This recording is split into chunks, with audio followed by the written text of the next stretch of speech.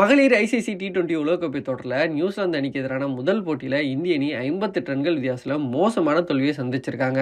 இதன் காரணமாக இந்திய அணி அரையிறுதி சுற்றுக்கு முன்னேறுமா என்ற சந்தேகம் இப்போ ஏற்பட்டிருக்கு. மகளிருக்கான ஐசிசி T20 உலகக்கோப்பை தொடரில் இந்திய அணி தனது முதல் லீக் போட்டியில் நியூசிலாந்து அணியை எதிர்த்து களமிறங்கினாங்க. இந்த போட்டிக்கு முன்பாக நியூசிலாந்து அணி கடைசி விளையாண்ட 10 போட்டிகளில் தோல்வியை சந்திச்சிருந்தது. இதனால நியூசிலாந்து அணியை வீழ்த்தி இந்திய அணி வெற்றிகரமாக T20 உலகக்கோப்பையை தொடங்கும்னு எதிர்பார்க்கப்பட்டது. இதனைத் தொடர்ந்து டாஸ் வென்று பேட்டிங் ஆடிய நியூசிலாந்து அணி 20 ஓவர்களில் 4 விக்கெட் இழப்புக்கு 160 ரன்களை குவிச்சிருந்தாங்க. நியூசிலாந்து அணியின் கேப்டன் சோஃபி டெஃபின் 36 பந்துகளில் 7 பவுண்டரிகள் உட்பட 57 ரன்களை விளாசி கடைசி வரை களத்தில் இருந்தார். அதே போல் கடைசி நேரத்தில் ஸ்பின்னர்களை வைத்து அட்டாக் செய்தது இந்திய அணிக்கு பின்னடைவாக மாறிச்சு. இதன் பின் 161 ரன்கள் என்ற கடினமான இலக்கோட இந்திய அணி களமிறங்கியது. இதுவரை T20 உலகக்கோப்பை வரலாற்றில் இந்திய அணி ஒரு முறை கூட 150 ரன்களுக்கு மேலாக இலக்கை சேஸ் செஞ்சதே கிடையாது.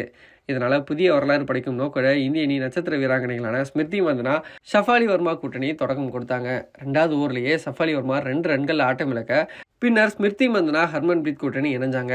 அதிரடியாக விளையாட முயன்ற ஸ்மிருதி மந்தனா 12 ரன்கள் ஆட்டம் இழக்க அடுத்த சில ஓவர்களிலேயே கேப்டன் ஹர்மன்பிரீத் கௌரும் 15 ரன்களில் ஆட்டம் இழந்தார். இதனால் பவர் பிளே ஓவர்களில் 3 விக்கெட்டுகளை இழந்து இந்திய அணி தவிச்சது. பின்னர் வந்த ஜெமிவா டோட்ரிக்ஸ் 13 ரன்களிலும், விக்கெட் கீப்பர் ரிச்சா கோஸ் 12 ரன்களிலும், அருந்ததி ரெட்டி 1 ரன்னிலும், தீப்தி சர்மா 13 ரன்களிலும் ஆட்டமிழந்தாங்க.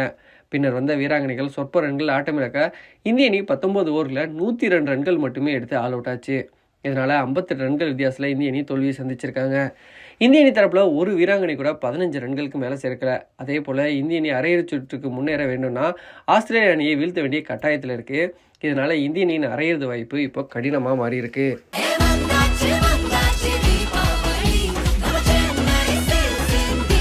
எண்ணம் போல் வண்ணங்களுடன் கொண்டாட The Chennai Silks ஆடைகளுடன் Let the celebrations begin.